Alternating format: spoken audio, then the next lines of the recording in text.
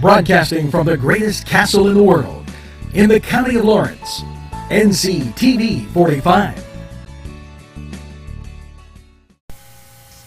Hello and welcome to NCTV45 and a very special second edition of Meet the Candidate here, a public affairs presentation of NCTV45, and we have extended the invitation to all candidates running for all positions and all candidates running for the mayoral position in Newcastle, Pennsylvania. Now, Mr. Albert Conti has graciously accepted our invitation and has come in for a special second session of Meet the Candidate. Welcome, Albert. Hi, Good Angela. to see you. Nice to see you again. So it's been exactly 1 month to the day that I was here last. I think it was Valentine's Day. Yeah. And very interesting month we had. I spent the last 3.5 weeks knocking on doors, over 1,200 doors to be exact. And very enlightening experience. For the candidates that don't do door-to-door, they'll never get it. Because in talking to all these people, the consensus was the stories almost mimicked each other. They're just fed up with elected officials who they put in office, simply never come down their road again until it's time to run for office again. And they just want their roads taken care of. They want some reassurance that we're headed in the right direction, and they want to see and be engaged with their mayor. And you know what I tell people? I give them my phone number. I give them my card with my phone number, and I tell them, look, you call me any time of day or night. Even if I'm not elected, you call me, I'll stop and see if I can help you. This is all people want. And I've been in areas that I haven't been into since I was a young man.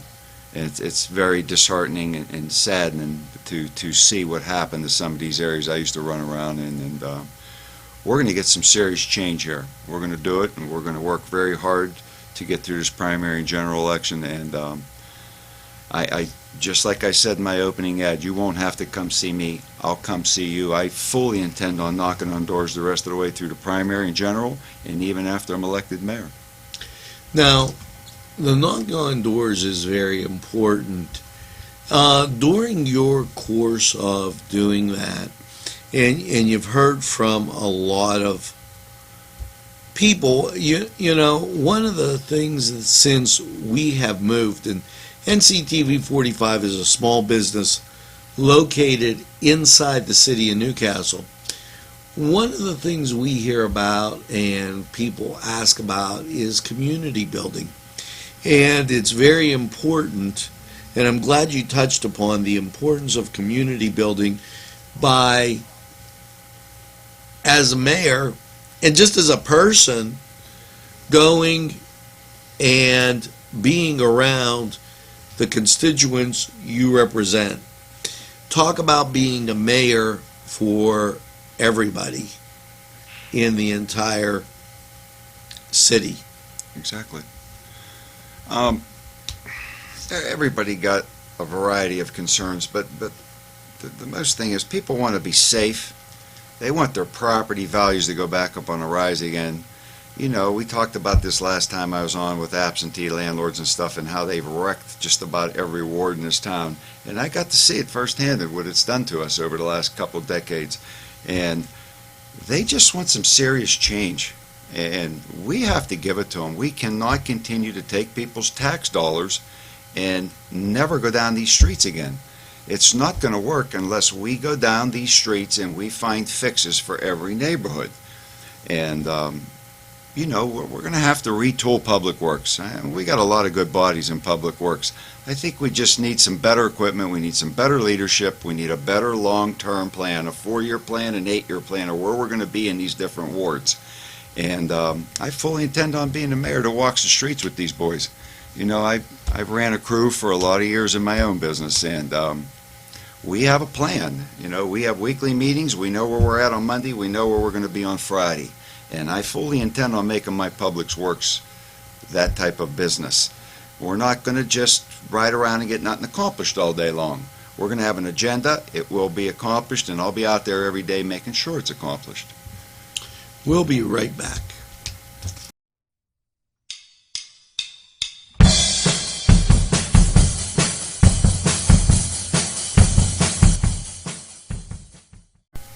Welcome back to Meet the Candidate, and we're with Albert Conti.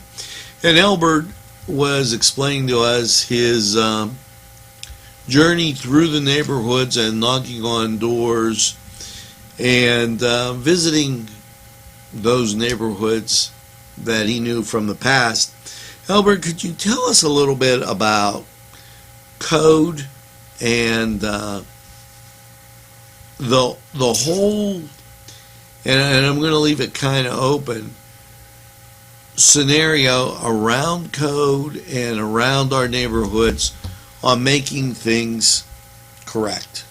Well, first of all, we got a very good code department. I have all the faith and confidence in Pat McGuire and Anthony Chaffee, and if you saw what I saw the last 3 weeks running around these neighborhoods, you can appreciate the task that these guys have at hand every day.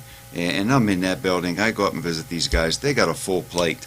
25 years ago, maybe their job wasn't as difficult when the blight situation was not a lot to talk about.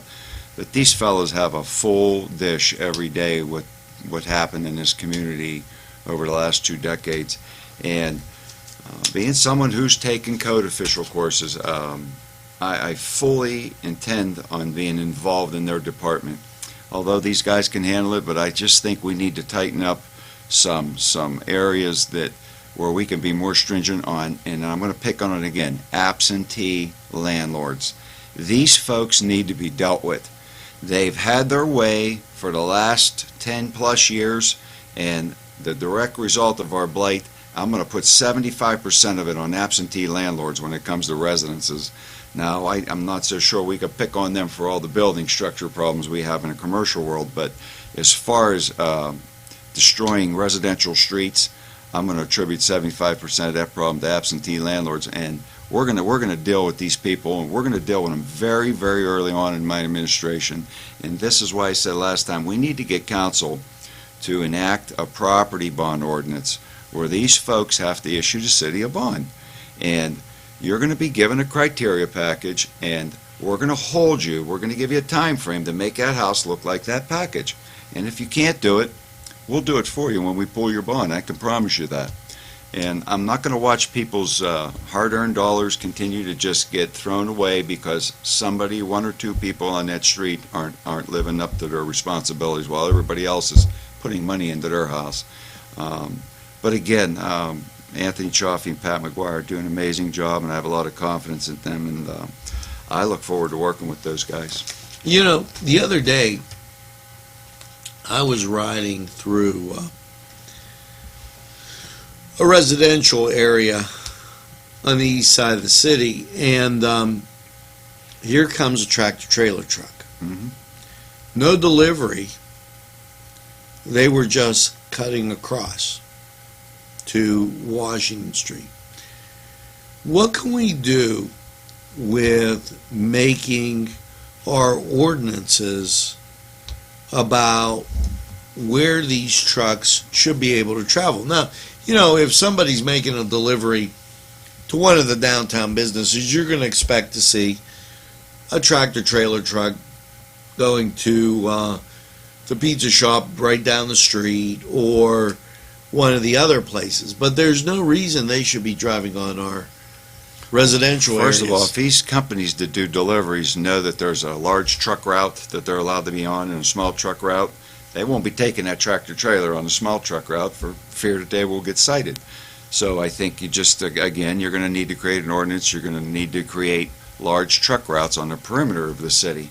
And smaller delivery trucks should be within the city limits, because I see it every day. They jump every curb, and they just can't take a 53-foot truck and go from East Washington to Mill Street without driving across the sidewalks. So that would be council. Again, we'd have to work with council to establish larger truck routes on the perimeter of town, and keep the smaller delivery trucks within the inner city limits. Thank you very much. We'll be right back.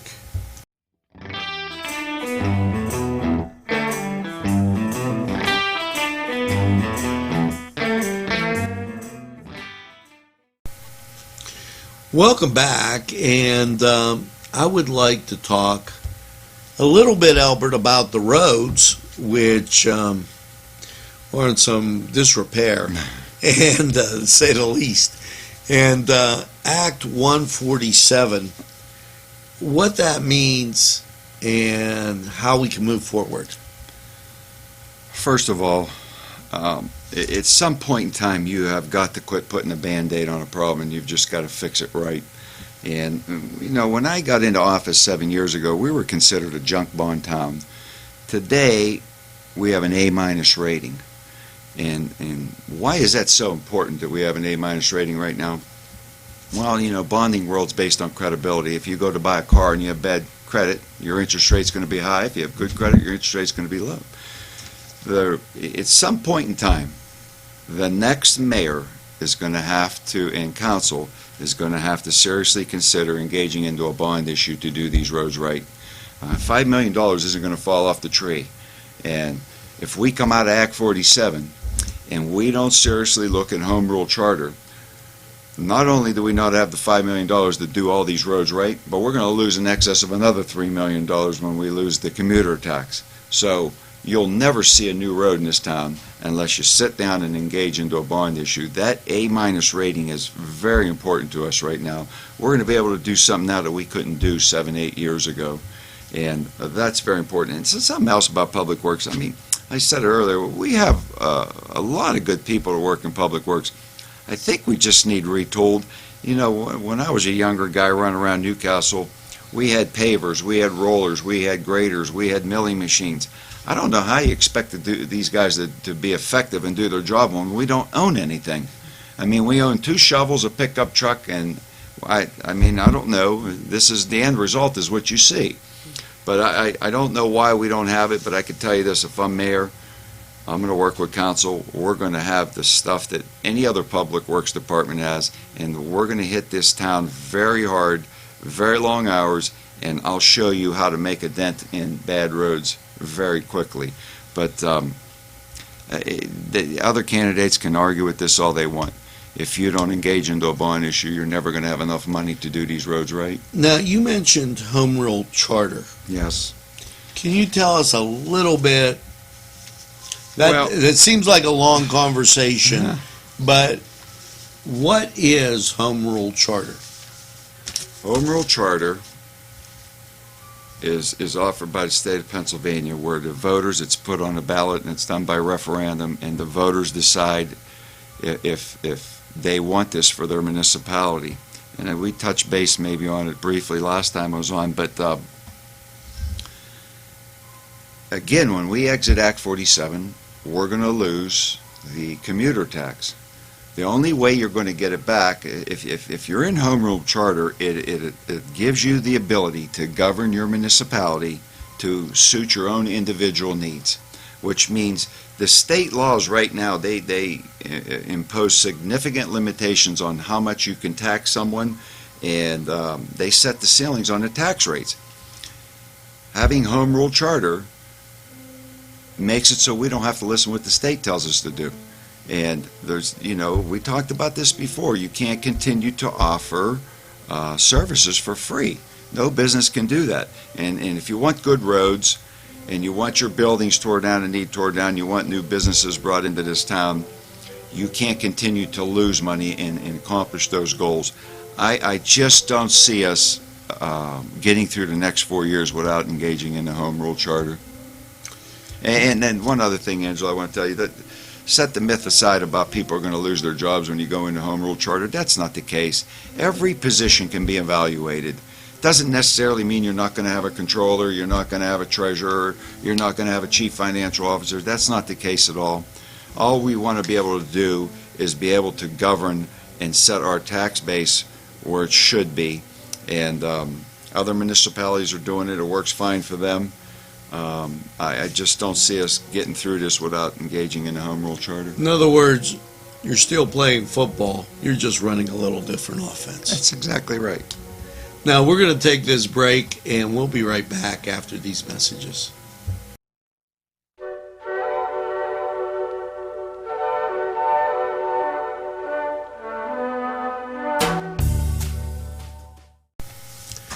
Welcome back, and we're talking with mayoral candidate Albert Conti. And Albert, we were discussing Act 147, and if there's any further things you'd like to say about that, or any additional things. One little thing I forgot to talk about before we left that last segment is the Act 199 law that was signed in by Governor Corbett in 2014. You know, I said that I think we should strongly look at home rule charter.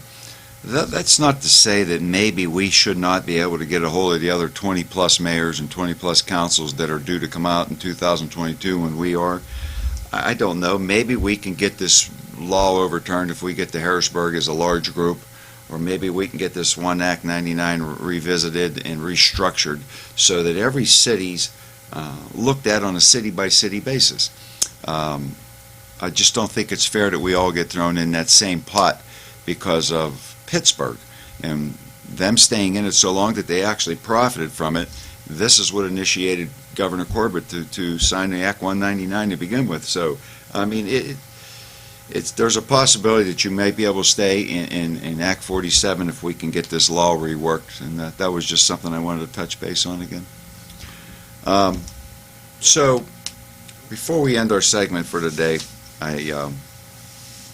last time I was on, I issued a challenge to all candidates on both sides of the aisle, Democrat and Republican, and to this day, 1 month later, I still don't have one offer. So maybe I'll just send it out there one more time if you folks want to still get together for the primary and let the voters get to see us all on one public platform. My campaign's still willing to pay for the airtime, and I'll even rent the structure for us to be in, so we can all let the voters know what our platform is, let our voters know our vision, and why you think you should be the next mayor. So, and Angelo, as always, I want to thank you for having me. You're always a gentleman. Thank you very much. I you. appreciate it. And this was NCTV45's Meet the Candidate Community Fairs presentation of NCTV45. And we've extended the invitation, as I've said before. So I'd like to thank you for tuning in, and remember, anytime on your time, we're NCTV45.